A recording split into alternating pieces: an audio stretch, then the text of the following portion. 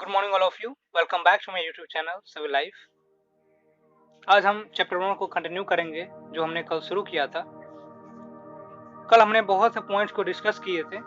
एक बार हम उनका क्विक रिवीजन कर लेते हैं ताकि हम अच्छे से समझ में आए आज जो पढ़ेंगे वो। इसमें पहले हमने बात किया था न्यूट्रिएंट्स के बारे में कि न्यूट्रिएंट्स क्या होते हैं। तो भोजन के अंदर बहुत से उसके कंपोनेंट्स होते हैं और उन कंपोनेंट्स को ही न्यूट्रिएंट्स कहा जाता है। तो ये हमारे लिए बहुत ही ज़रूरी होते हैं। ये हमारे ग्रो करने के लिए, हमारे डैमेज्ड बॉडी पार्ट्स को मेंटेन करने के लिए बहुत ज़रूरी होते हैं। फिर हमने देखा था mode of nutrition in plants, अर्थात प्लांट्स में किस तरह से न्यूट्रिशन होता है।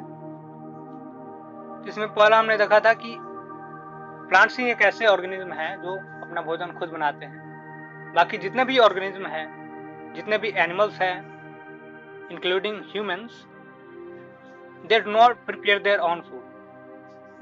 वो अपना भोजन खुद नहीं बनाते हैं, बल्कि जो प्लांट्स अपना भोजन बनाते हैं उन्हीं से हम लोग भी अपना भोजन लेते हैं। उसके बाद हमने देखा था कि न्यूट्रिशन क्या होता है। So nutrition is the mode of taking food by an organism and its utilization by the body is called nutrition. Nutrition क्या होता है कि जब हम भोजन लेते हैं और भोजन लेने के बाद जब उसका हम यूटिलाइजेशन करते हैं बॉडी में, तो उसे न्यूट्रिशन कहा जाता है। न्यूट्रिशन कई तरह के होते हैं, जिनमें हमने देखा था ऑटोट्रॉफिक न्यूट्रिशन के बारे में। इसमें auto means self and trophos means nourishment, अर्थात न्यूट्रिशन का ऐसा मोड जिसमें ऑर्गेनिज्म अपना भोजन खुद बनाता है, जिसके अंतर्गत प्लांट्स आते हैं। और उन प्लांट्स को क्या कहा जाता है? ऑटोट्रॉफ कहा जाता है। इस न्यूट्रिशन को ऑटोट्रॉफिक न्यूट्रिशन, और उसके अंतर्गत जो ऑर्गेनिज्म आते हैं उन्हें ऑटोट्रॉफ्स कहा जाता है। इसके अंतर्गत केवल प्लांट्स ही आते हैं। दूसरा हमने देखा था हेटेरोट्रॉफ्स के बारे में कि हेटेरोट्रॉफ्स क्या होते हैं। हेटेरोट्रॉफ्स वे ऑर्गेनिज्म होते हैं जो अपने भोजन के लिए दूसरे पर डिपेंडेंट होते हैं, या हम कह सकते हैं कि डायरेक्टली या इनडायरेक्टली प्लांट्स पे डिपेंडेंट होते हैं। साथ ही हमने अपना जो कल का सेशन इस सवाल पर खत्म किया था कि क्या प्लांट के सभी पार्ट्स में भोजन बनते हैं, अर्थात उसके फूड फैक्ट्रीज कहाँ होते हैं प्लांट्स के। तो आज हम उसका जवाब जानने की कोशिश करेंगे थ्रू आवर टॉपिक फोटोसिंथेसिस। तो फोटोसिंथेसिस क्या होते हैं? Photosynthesis food making process in plants. Photosynthesis क्या है? तो प्लांट्स में भोजन बनाने की जो प्रक्रिया होती है उसे को फोटोसिंथेसिस कहा जाता है। Leaves are the food factories of plants, therefore all the raw materials must reach the leaf. Water and minerals present in the soil are absorbed by the roots and transported to the leaves. तो कल हमने ये discuss किया था कि plants अपना भोजन किस तरह से बनाते हैं, वो बनाने के लिए किस चीज की जरूरत होती है। तो वाटर, मिनरल्स, कार्बन डाइऑक्साइड, ये सभी रॉ मटेरियल्स की जरूरत होती है। तो ये जरूरी है कि प्लांट्स के फूड फैक्ट्रीज के पास ये सभी चीजें पहुंचे। तो ये सभी चीजें कैसे पहुंचेंगी वहां पे? तो ये बताया ना कि जो वाटर और मिनरल्स है वो रूट के द्वारा एब्जॉर्ब किया जाता है। कहाँ से? मिट्टी से। मिट्टी के अंदर इसके रूट्स पेनिट्रेट होते हैं और वाटर्स और मिनरल्स को एब्जॉर्ब करते हैं और उसको ट्रांसपोर्ट कर देते हैं लीव्स के पास। ठीक है। Carbon dioxide from air is taken through the tiny pores present on the surface of the leaves. These pores are surrounded by guard cells. Such pores are called stomata. अब क्या? Water और minerals तो पहुंच गए, अब carbon dioxide कैसे पहुंचेंगे? तो carbon dioxide from air is taken in through the tiny pores present on the surface of leaves. आप जब किसी पत्ते को तोड़ते हैं तो आप वहां पे बहुत से पोर्स को देखते हैं। एक पत्ते के ऊपर बहुत से टाइनी पोर्स होते हैं, छोटे छोटे छिद्र होते हैं, और उन्हीं छिद्र से कार्बन डाइऑक्साइड लीफ के पास पहुंचते हैं, उसके फूड फैक्ट्रीज के पास पहुंचते हैं। These pores are surrounded by guard cells. और इन पोर्स को सेफ्टी देने के लिए उसके दोनों तरफ से गार्ड सेल्स लगे हुए होते हैं, और उन पोर्स को क्या कहा जाता है? स्टोमेटा कहा जाता है। इसलिए कार्बन डाइऑक्साइड किस तरह से वहां पे जाता है? स्टोमेटा के थ्रू। स्टोमेटा क्या होते हैं? So the tiny pores present on the surface of the leaves are called stomata. Bujo wants to know how water and minerals absorbed by roots reach the leaves. तो बुझो का यह सवाल है कि ये तो ठीक है कि रूट ने वाटर और मिनरल्स को एब्जॉर्ब कर लिया, लेकिन वो लीव्स के पास पहुंचा कैसे? लीव्स के पास पहुंचने की क्या साधन है? तो ये देखते हैं क्या साधन है, किस तरह से वो वाटर और मिनरल्स लीव्स के पास पहुंचते हैं। Water and minerals are transported to the leaves by the vessels which run like pipes throughout the root, the stem, the branches and the leaves. They form a continuous path or passage for the nutrients to reach the leaf. ये कहा जा रहा है कि water और minerals को transport किया जाता है लीव्स के पास बाय अ वेसल, एक ऐसा वेसल के द्वारा, which run like pipes throughout the root, the stem, the branches and the leaves. एक ऐसा पाइप की तरह काम करता है, एक वेसल ऐसा है जो पाइप की तरह काम करता है। वो पाइप कहां से कहां तक जाता है? तो जो रूट से निकलकर पूरे ब्रांच, पूरे लीव्स के पास जाता है, अर्थात उस जो पाइप का जो विस्तार है वो पूरे रूट से लेकर पूरे लीव्स तक रहता है। इसीलिए जैसे ही वाटर और मिनरल्स को रूट एब्जॉर्ब कर लेती है, उसके बाद में इस वेजल्स के माध्यम से पूरे लीव्स के पास वो पहुंच जाती है। They form a continuous path or passage for the nutrients to reach the leaf.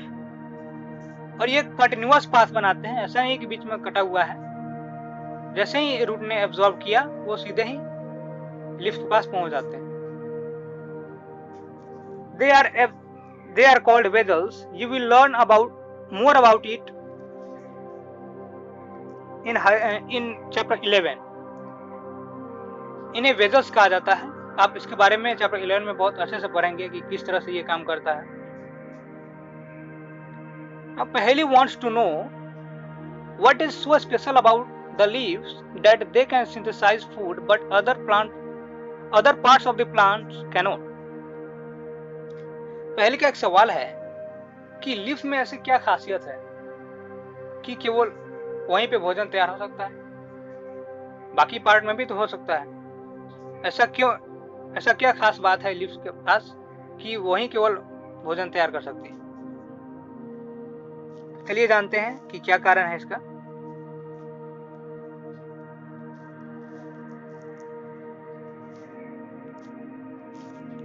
The leaves have a green pigment called chlorophyll. अब लीव्स के ऊपर क्या होते हैं? ग्रीन पिगमेंट होते हैं। एक हरे रंग का एक पिगमेंट होता है जिसको क्लोरोफिल कहा जाता है। ठीक है, it helps leaves to capture the energy of the sunlight. This energy is used to synthesize और prepare food from carbon dioxide and water.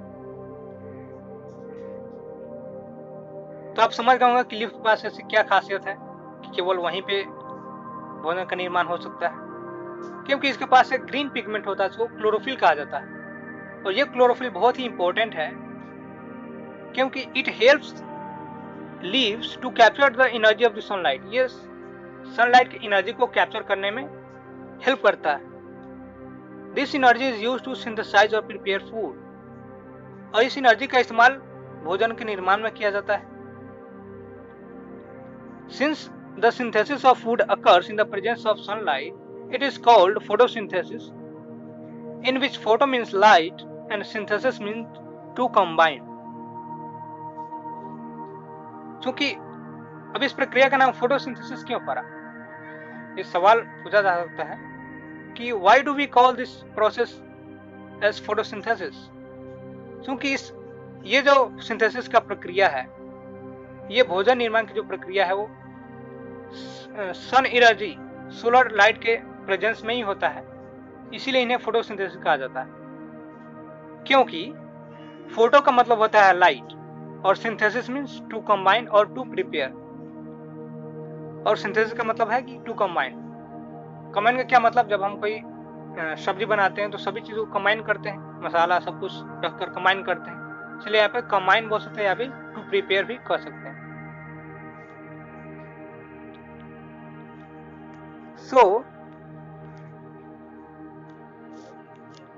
So we find that chlorophyll, sunlight, carbon dioxide and water are necessary to carry out the process of photosynthesis। इसलिए हमने क्या पाया कि chlorophyll, sunlight, carbon dioxide और water ये सभी जरूरी है चीजें हैं। यदि ये सब ना हो तो प्लांट्स भी अपना भोजन नहीं बना सकते। It is a unique process on the earth, और ये पूरे अर्थ पे एक यूनिक प्रोसेस है, ये बहुत ही अनोखा है। The solar energy is captured by the leaves and stored in the plants in the form of food. Solar energy को कैप्चर किया जाता है लीव्स के द्वारा और उसको स्टोर किया जाता है फूड के रूप में। The sun is the ultimate source of energy for all living organism. इसलिए जो सन ही है जो अल्टीमेट सोर्स है एनर्जी का, यदि सन नहीं तो एनर्जी भी नहीं होगा। इस प्रोसेस को मैं आपको अच्छे से एक्सपर्ट समझा देता हूँ कि किस तरह से होता है फोटोसिंथेसिस की प्रक्रिया। हमने देखा कि वाटर और मिनरल्स वो रूट से एब्जॉर्ब हो जाते हैं और उसको ट्रांसपोर्ट करके लीफ के पास पहुंचा दिया जाता है, क्योंकि लीफ क्या है, फूड फैक्ट्रीज है, वहीं पे भोजन का निर्माण होता है।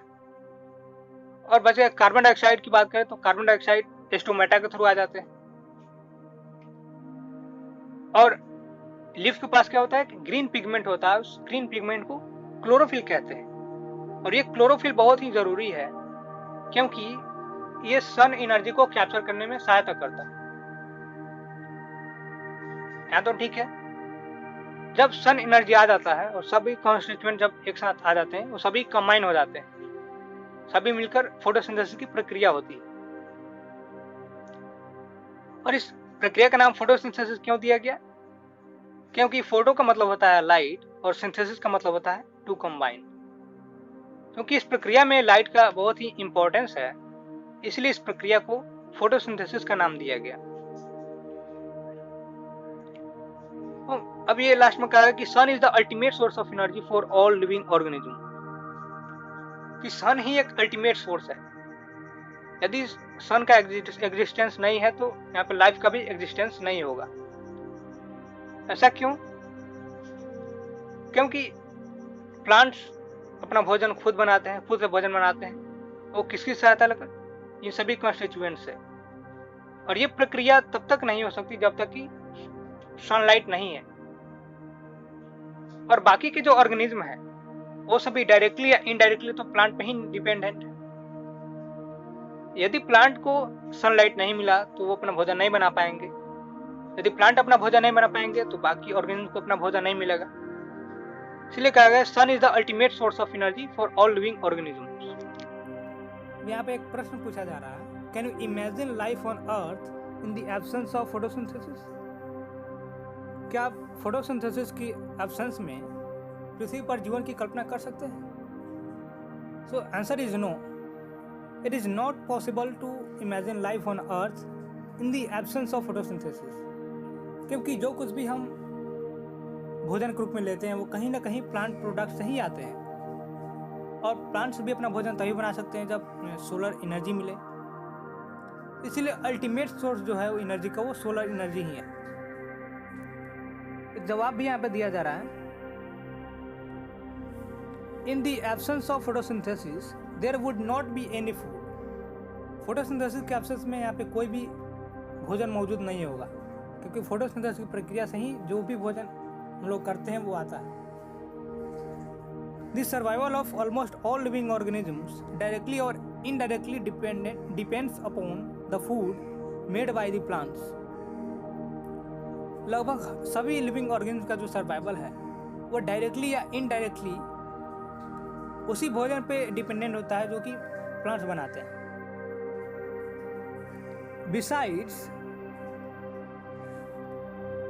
Besides oxygen, which is essential for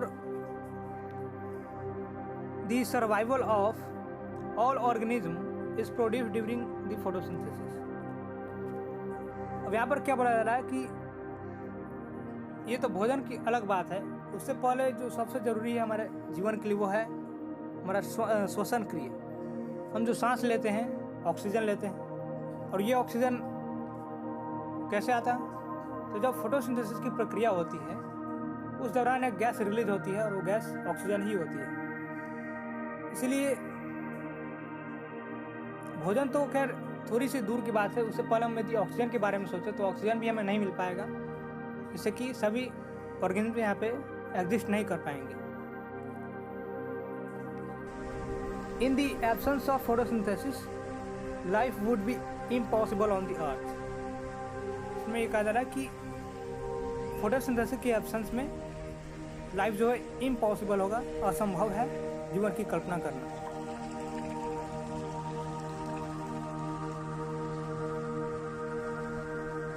during photosynthesis chlorophyll containing cells of leaves in presence of sunlight use carbon dioxide and water to synthesize carbohydrate. This process can be represented in an equation. अब इसको एक equation के तौर पे जब हम इसको लिखते हैं तो वो कैसे लिखते हैं ये हम जानने की कोशिश कर रहे हैं कि फोटोसिंथेसिस के दौरान क्या होता है कि chlorophyll containing cells of leaves का जो सेल्स है जिनमें क्लोरोफिल पाया जाता है, in the presence of sunlight, वो सन की उपस्थिति में कार्बन डाइऑक्साइड और वाटर को यूज करते हैं और भोजन का निर्माण करते हैं।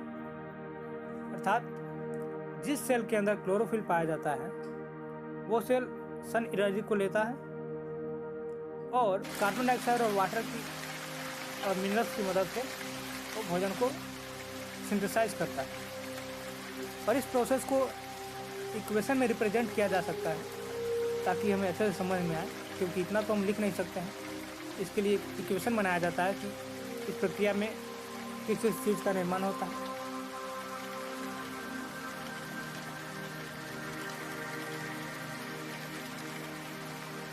तो carbon dioxide plus water in the presence of sunlight and chlorophyll gives carbohydrate plus oxygen. इसमें क्या बताया कि कार्बन डाइऑक्साइड और वाटर जब क्लोरोफिल और सनलाइट के प्रेजेंस में इसको सिंथेसिस किया जाता है, इसको कंबाइन किया जाता है, तो हमें क्या मिलता है? कार्बोहाइड्रेट और ऑक्सीजन मिलता है। तो आप समझ गए होंगे कि ऑक्सीजन कब आता है? जब फोटोसिंथेसिस की प्रक्रिया होती है। यहाँ जो आप एयर देख रहे हैं, सनलाइट और क्लोरोफिल के बीच का जो एयर है उसका मतलब होता है gate. So the combination of carbon dioxide and water in the presence of sunlight and chlorophyll gives carbohydrate plus oxygen.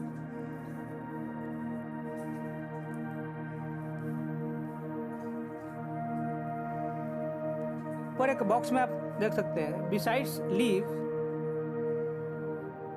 photosynthesis also takes place in other green parts of the plant, in green stems and green branches.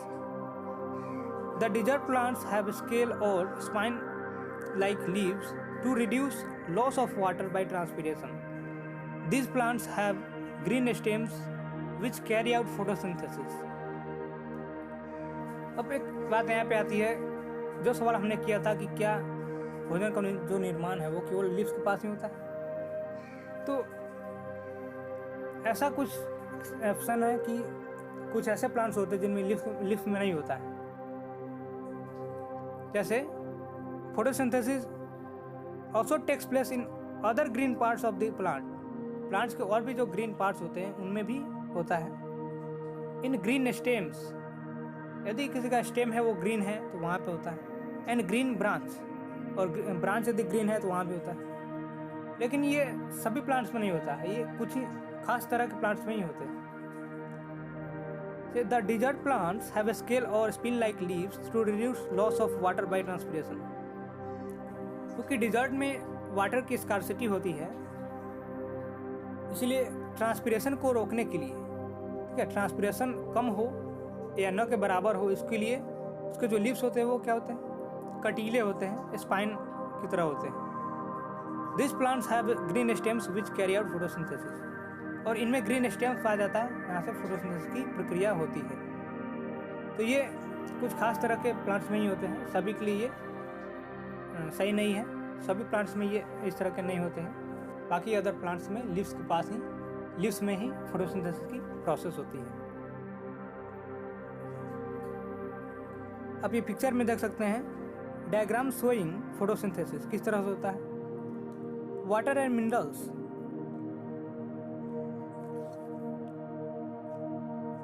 Water और minerals root से absorb हो रहा है, और chlorophyll कहाँ है, leaf के अंदर है, और लाइट एनर्जी से कार्बन डाइऑक्साइड एटमॉस्फेयर से आ रही है और ऑक्सीजन उसकी तरफ रिलीज हो रही है। यहाँ जो देख रहे हैं एरो, कार्बन डाइऑक्साइड के पास एरो है, दिखाया गया है, ये एरो लीफ की तरफ जा रहा है, अर्थात कार्बन डाइऑक्साइड लीफ में जा रहा है, और ऑक्सीजन का जो एयर है वो बाहर की तरफ आ रहा है। इसका मतलब कि इस प्रोसेस के दौरान ऑक्सीजन गैस बाहर आ रही है।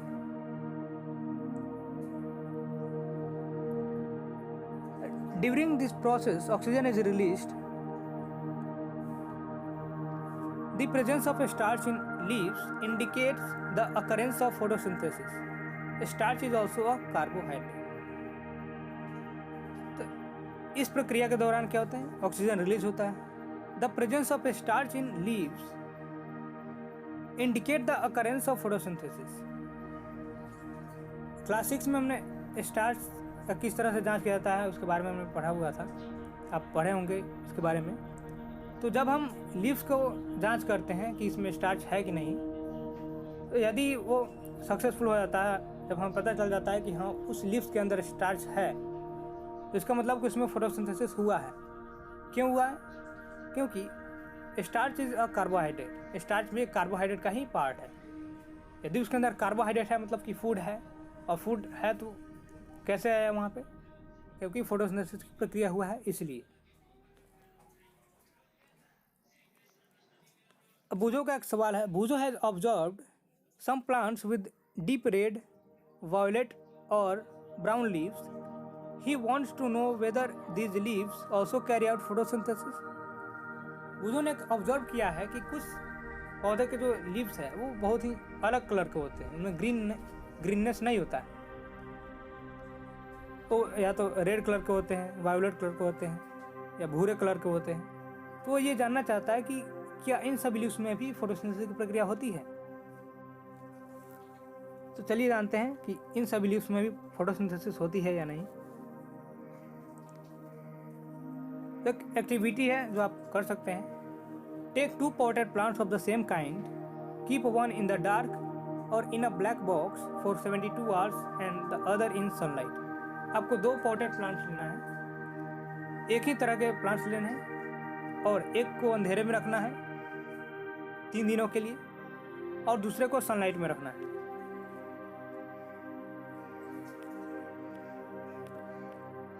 Perform the iodine test with the leaves of the both plants as you did in class 6. Record your results. अब आपको क्या करना है, आयोडीन टेस्ट करना है। जैसा आपने क्लास 6 में आयोडीन टेस्ट किया था, उसी तरह का टेस्ट आपको यहाँ भी करना है दोनों की लीव्स के साथ। Now leave the pot which was earlier kept in the dark in the sunlight for 3 to 4 days and perform the iodine test again on its leaves. अब क्या करना है कि जिस पॉट को आपने अंधेरे में रखा था उसको अब सनलाइट में रख दीजिए 3 से 4 दिनों के लिए, और उसके बाद में आयोडीन टेस्ट कीजिए फिर से। Record your observations in your notebook. अब आप इस ऑब्जर्वेशन को नोटबुक में लिखिए कि इसके जब दूसरी बार आपने आयोडीन टेस्ट किया तो क्या हुआ, और पहली बार किया था तो क्या हुआ। The leaves